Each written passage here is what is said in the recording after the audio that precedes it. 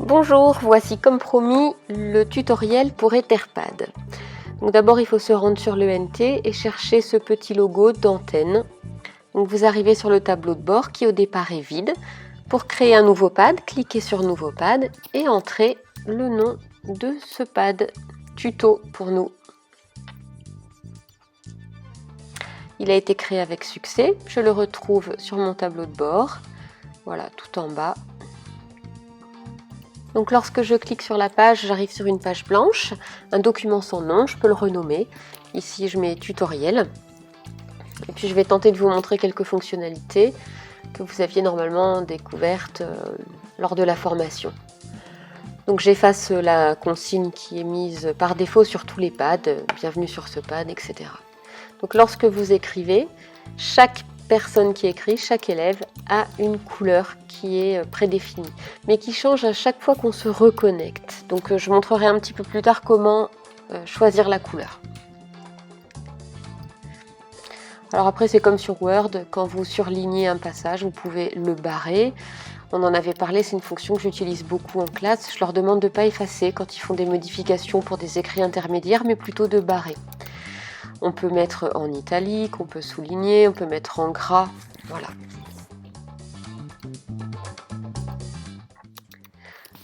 Alors ensuite, comme sur Word, toujours on peut créer des listes numérotées ou avec des puces.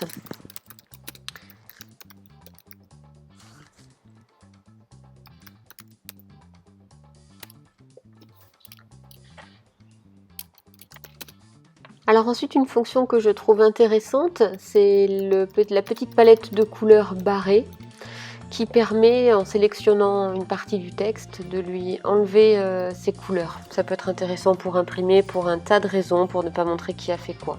Voilà. Ensuite, dès qu'on se met à écrire à nouveau, par contre, on retrouve sa couleur initiale, sa couleur du jour, on va dire. Voilà. Donc on voit à nouveau les modifications, c'est intéressant. Alors ensuite, comme sur n'importe quel logiciel, ça vaut le coup de faire des essais. Donc vous avez dans les styles, différents styles d'en-tête, de titres. Vous pouvez changer la taille, vous pouvez changer la police, vous pouvez également choisir les couleurs. N'hésitez pas à tester comme vous l'avez fait en formation.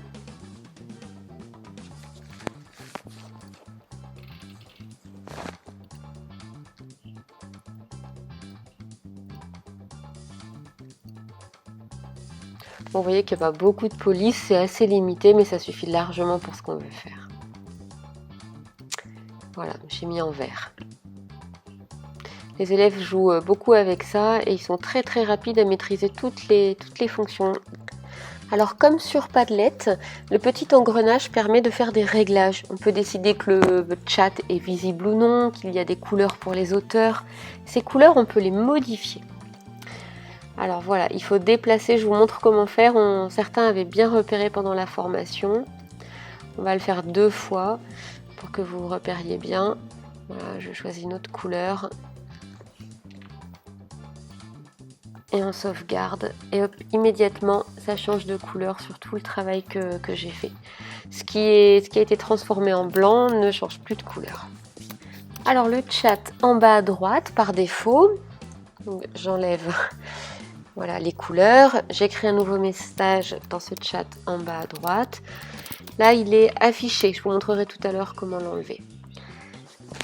Pour partager, voilà, on va dans cette icône, on a soit un lien qu'on peut envoyer aux élèves via la messagerie pédagogique par exemple, ou un lien d'intégration qu'on peut utiliser pour Moodle par exemple, si vous voulez intégrer un pad dans Moodle.